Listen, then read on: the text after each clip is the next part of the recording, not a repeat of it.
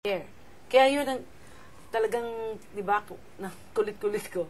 Rib cage up, deep breath. Opo. The moment that's there, your folds will do it for you. Kasi andun yung intention mo na gagawin mo yung notang yun eh. So, pak! Titira niya. Opo. Yun. That's it. That's it. Sana bumuulan. That's it. Buulan. Consistent sana. Even when I'm changing, yun din. Tapos, Same in layman's terms, In- pwede tayong magtunog ego. Oo. Kung yun ang gusto mo, it's the African-American sound. Yun ang politically correct description dyan. African-American sound, that's the sound. Kasi Because this generation of singers talaga that's are what all we striving like, yes. to That's sound what we like that. like, So, this will enable them. to do that. This technique will enable you to do any sound you want to do. Kasi, it's just the quality of the sound that you're just going to change. But, workout is exactly the same no matter what style. Meron din akong rocker, talagang rocker na estudyante. Kasi syempre, nung hindi pa niya alam, magkakaproblema siya dito. But the moment na tututunan niya yung support, mas kinasabihin mo, rock, yun ang pinaka-extreme ng tension, ng workout eh. But at least, the next day, pag nabuo niya yung tulog niya, okay na naman siya. But the thing is, kung hindi niya nagawa yun, natutunan yun, lagi siyang malat. Yun. Opo. Tas Yun yun nawala. eh. Sige Malat po. yun eh. But at least, somehow or other, with the breath support, you don't hurt your folds. Kayong tatlo, ikaw, sila Arnie, tsaka si Chris, hindi ko nakikita yung problemang yon kay Chris. Kasi si Chris, automatic, inaano niya eh.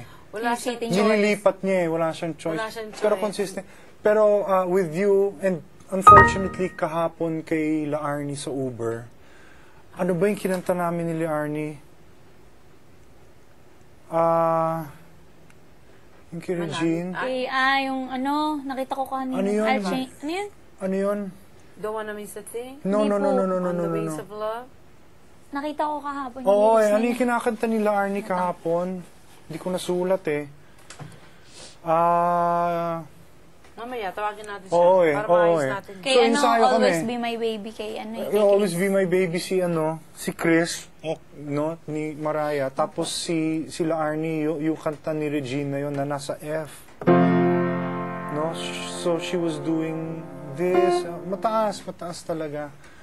And the whole time, kasi I was so busy naman learning the chords, pinapabayaan ko lang siya to do whatever she wants to do, no? Then, come crunch time nung performance na namin, Ano nangyari? medyo sumabit siya sa timing sorry din, hindi ko siya natutuan kasi I was just learning the song eh. So, pagdating nung bridge, nawala si Larnie dun sa bridge. Okay. Sa timing. Na-discarril siya.